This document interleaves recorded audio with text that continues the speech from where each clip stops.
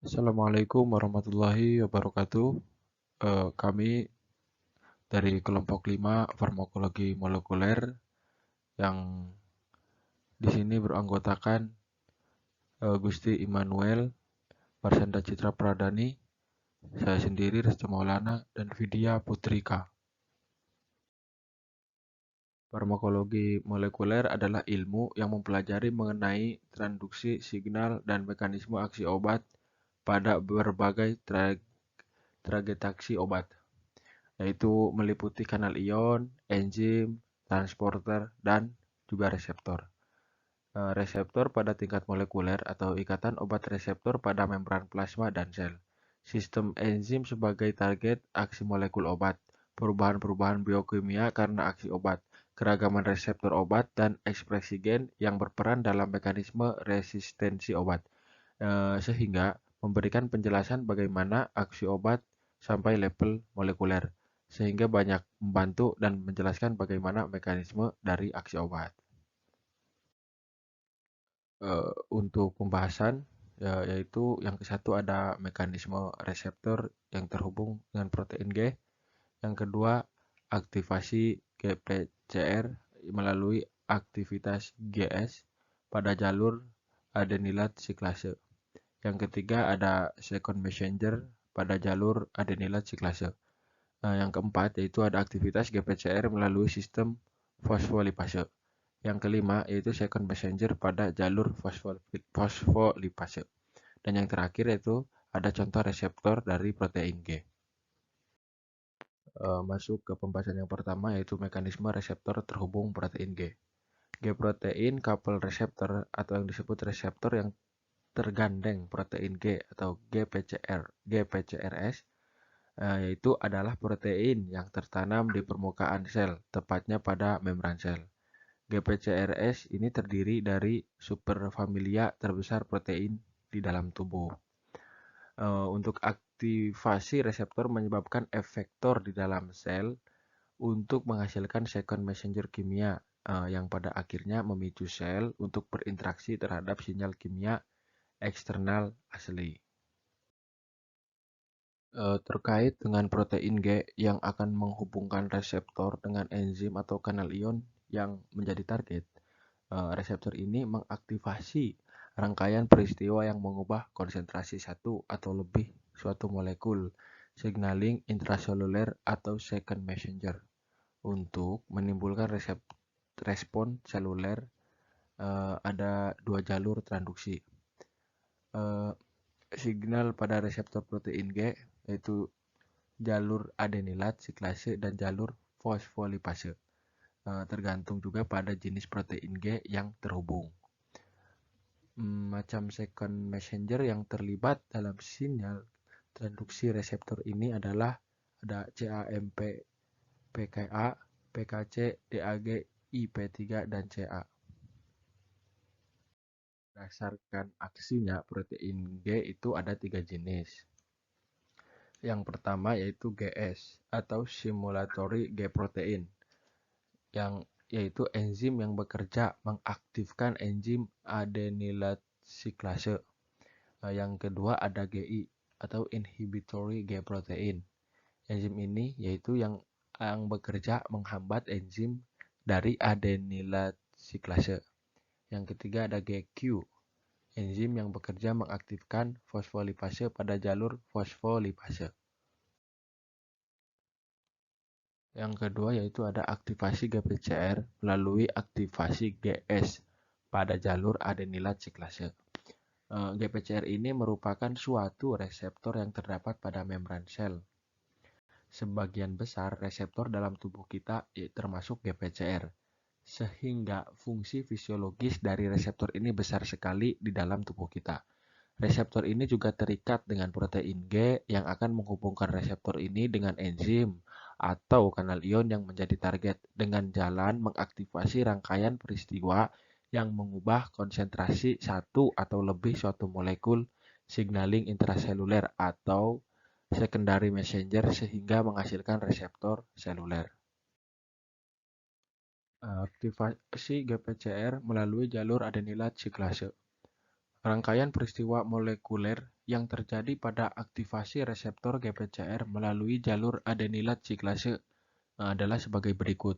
Yang pertama, atau pada batuk inaktif, protein G berada sebagai suatu trimer dengan GDP yang terikat pada subunit alfa. Pada kondisi ini, sebuah subunit berada dalam satu kompleks. Yang kedua, jika suatu ligan atau neurotransmitter atau hormon berikatan dengan GPCR, maka dimulailah proses signaling yang diawali dengan perubahan konfirmasi reseptor yang melibatkan daerah sitoplasmik reseptor, yang menyebabkan daerah sitoplasmik reseptor menjadi aktif terhadap protein G. Selanjutnya, subunit G alfa akan melepaskan GDP dan akan mengikat GTP atau terjadi pertukaran GDP ke GTP.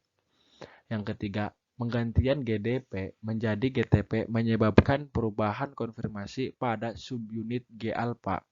Subunit G alfa yang terikat dengan GTP tersebut kemudian terdisosiasi dengan subunit beta Y menjadi subunit yang aktif yang akan mengaktifkan adenilat siklase atau AC untuk memproduksi CAMP. Selanjutnya, CAMP akan mengaktifkan PKA atau CAMP Dependent Protein Kinase yang akan mengkatalisis fosforilasi berbagai protein targetnya dan menimbulkan aktivitas. Selanjutnya, second messenger pada jalur adenilat siklase. CAMP atau siklik AMP untuk mengaktifasi protein kinase A atau PKA atau A kinase sama dengan yaitu PKA itu disebut protein kinase A karena aktivasinya diregulasi oleh adanya CAMP. Untuk memfosforilisasi banyak jenis protein dan mengaktifkannya berperan dalam regulasi enzim metabolisme dan transkripsi gen. Untuk contohnya yaitu dalam metabolisme glukoksa yaitu memicu glycogenolisis dan menghambat sintesis glikogen untuk meningkatkan atau memaksimalkan ketersediaan glukosa di dalam sel. Yang keempat yaitu aktivasi GPCR melalui jalur fosfolipase. Reseptor tergandeng protein G akan teraktivasi melalui jalur fosfolipase jika tergandeng dengan protein GQ. Peristiwa molekuler yang mengawali aktivasi melalui jalur ini sampai terbentuknya subunit A yang aktif adalah sama dengan pada jalur adenilat siklase. Tetapi pada jalur ini, subunit A yang aktif akan mengaktifasi enzim fosfolipase C. Enzim fosfolipase C selanjutnya bekerja menguraikan fosfatidil inositol bisfosfat atau PIP2 menjadi inositol trifosfat atau IP3 dan diasil gliserol atau DAG. Selanjutnya IP3 atau inositol trifosfat akan berikatan dengan reseptor spesifik pada retikulum endoplasmik atau RE yang terikat dengan kanal Ca++ memicu pelepasan Ca dan retikulum endoplasmik ke sitosol sehingga meningkatkan kadar Ca intraseluler dari aktivasi reseptor melalui jalur fosfolipase untuk diperoleh beberapa second messenger yaitu DAG, IP3 dan Ca+. Yang selanjutnya yaitu second messenger pada jalur fosfolipase. Yang pertama yaitu DAG atau diasil gliserol. Diasilgliserol ini memiliki dua peran dalam signaling, yaitu dapat diurai lebih lanjut untuk melepaskan asam arakidonat bersama-sama dengan kalsium mengaktifasi protein kinase C atau C kinase atau PKC. PKC disebut protein kinase C karena aktivasinya tergantung pada kalsium. Untuk PKC sendiri bekerja dengan cara memfosforilasi bagian serin dan treonin pada banyak jenis protein target, tergantung pada tipe selnya. Untuk aktivasi PKC juga dapat meningkatkan transkripsi gen tertentu. Untuk CA+, merupakan second messenger yang sangat banyak digunakan pada berbagai fungsi sel. Konsentrasi CA dalam sitosol sangat kecil, ukurannya 10-20 nanometer. Di ekstrasel sebesar 1-2 nanometer. Di dalam sel, CA tersimpan di dalam retikulum endoplasma, yaitu pada sel saraf, atau retikulum sarkoplasma pada sel otot. CA di retikulum endoplasma dilepaskan jika terjadi ikatan antara IP3 dengan atau P3 gate CA channel kanal membuka. Fungsi ion CA antara lain kontraksi otot, pelepasan neurotransmitter pada sel saraf, ekositosis pada secretory cells. Contohnya histamin dan mast cell, insulin dari sel beta di pankreas. Contoh reseptor dari protein G. A. Reseptor asetilkolin muskarinik. Reseptor ini terdistribusi luas di seluruh bagian tubuh dan mengandung berbagai fungsi vital, baik di otak maupun sistem saraf otonom. Reseptor asetilkolin muskarinik terdiri atas 5 subtipe yang semuanya tergantung dengan protein G, yaitu reseptor M1, M2, M1, M4, dan MS.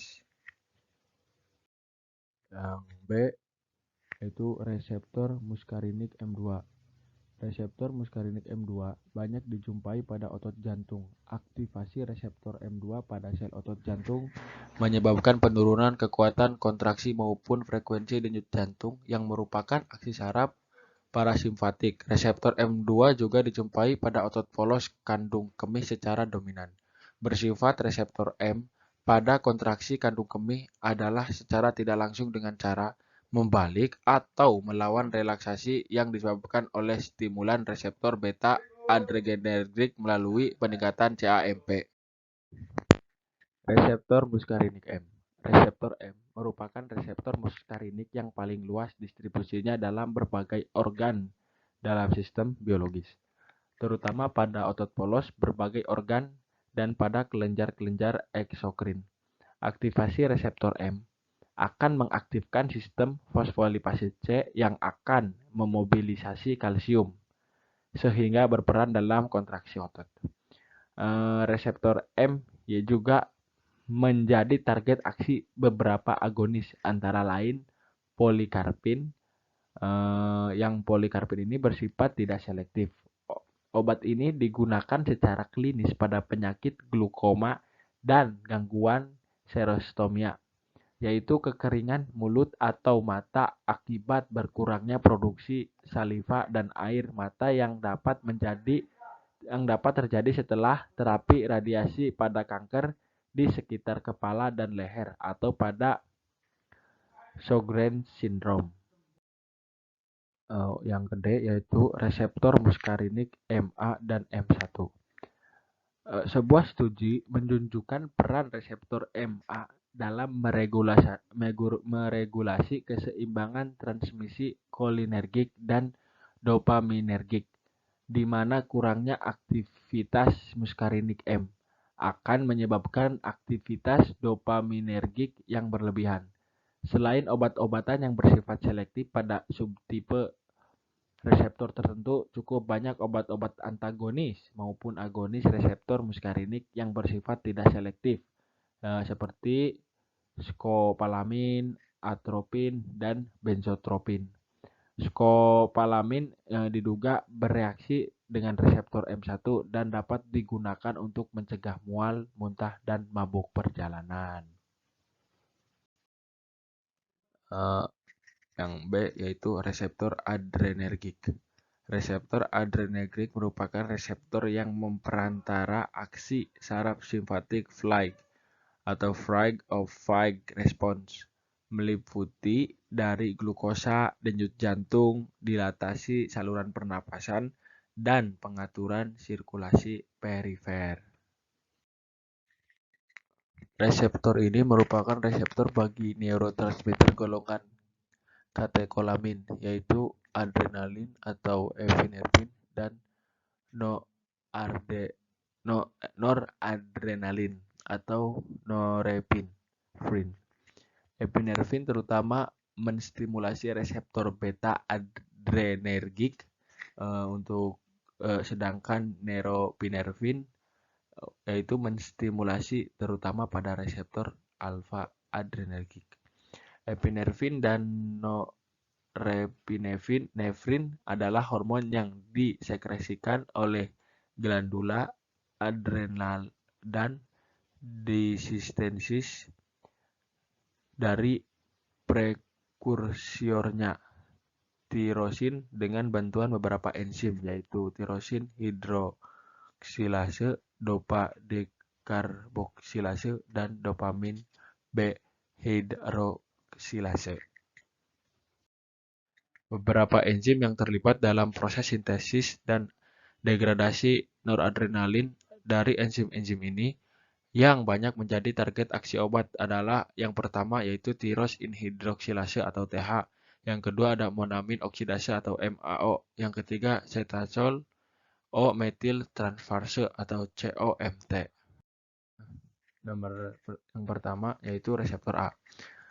Reseptor A kini diketahui memiliki 3 subtipe yaitu A1A, AS, dan AI. Aktivasi reseptor A antara lain menyebabkan vasokonstriksi.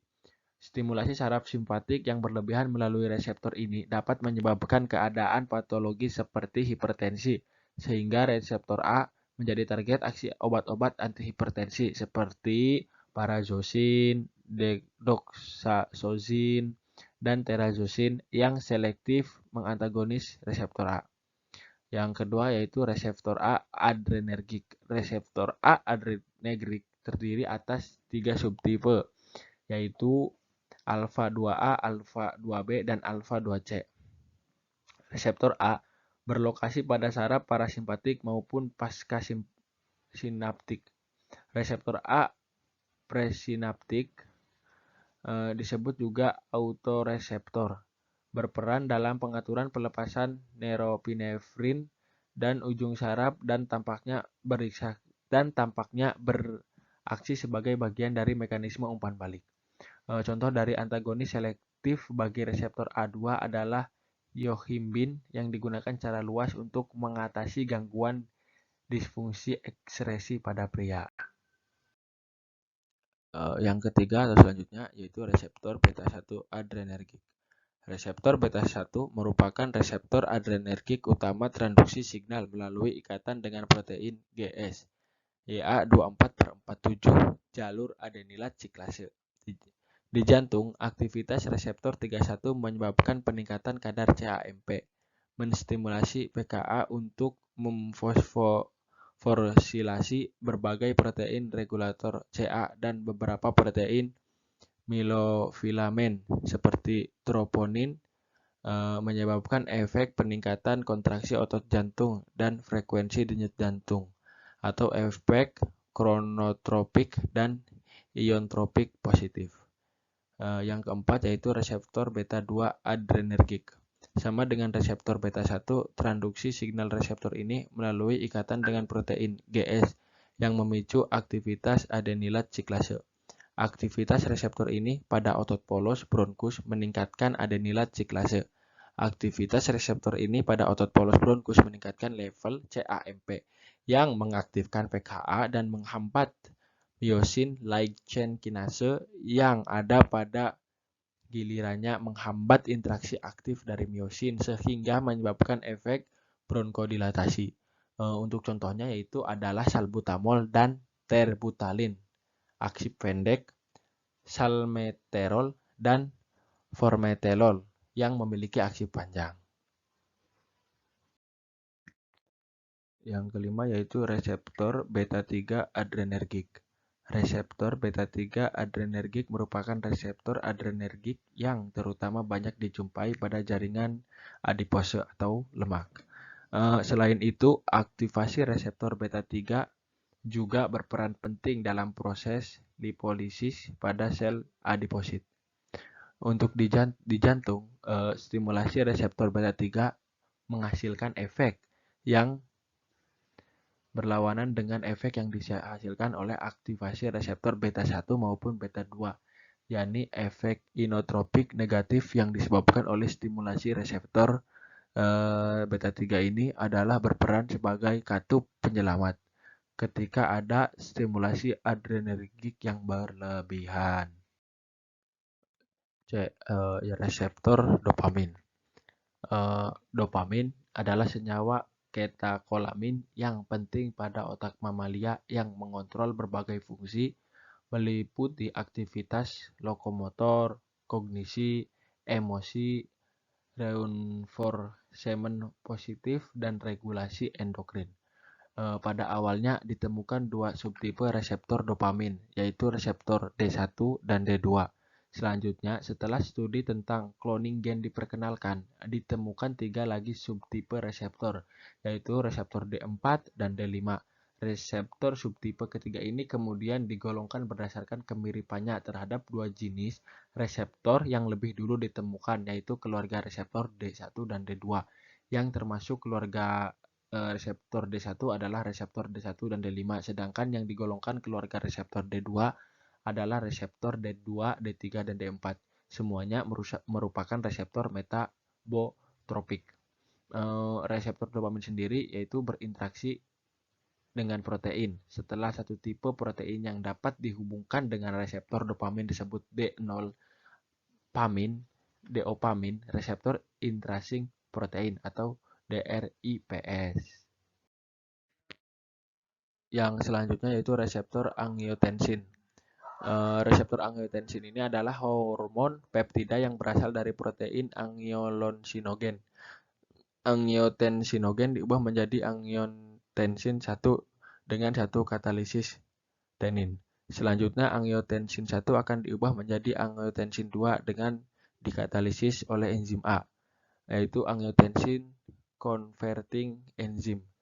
Angiotensin 2 akan bekerja pada reseptornya memicu berbagai proses fisiologis yang menyebabkan kenaikan tekanan darah arteri dan fungsi renal sehingga terlibat dalam patofisiologi berbagai penyakit seperti hipertensi, hipertrofi jantung, gagal jantung, dan penyakit nefropati diabetik. Yang terakhir ada reseptor histamin. Histamin merupakan senyawa amin endogenous yang diproduksi melalui proses dekarboksilasi asam amino L-histidin dan disimpan dalam sel amino L-histidin dan disimpan dalam sel MOS, basofil, dan beberapa neuron. Senyawa ini memediasi berbagai proses fisiologis tubuh, baik di jaringan pusat maupun jaringan perifer. Histamin merupakan mediator utama reaksi alergi atau inflamasi karena disintesis oleh sel-sel imunitas seperti sel MAS dan basofil dan dilepaskan jika ada stimulus berupa ikatan anugen dan antibodi atau 12E. Untuk efek histamin terhadap proses fisiologis tubuh dimediasi oleh 4 tipe reseptor yang berbeda, yaitu ada reseptor histamin H1, H2, H3, dan H4. Seluruh reseptor histamin termasuk dalam golongan G-protein coupled receptor atau GPCR. Sekian presentasi dari kelompok kami. Kurang lebihnya mohon maaf. Wabillahi taufik wal hidayah. Wassalamualaikum warahmatullahi wabarakatuh.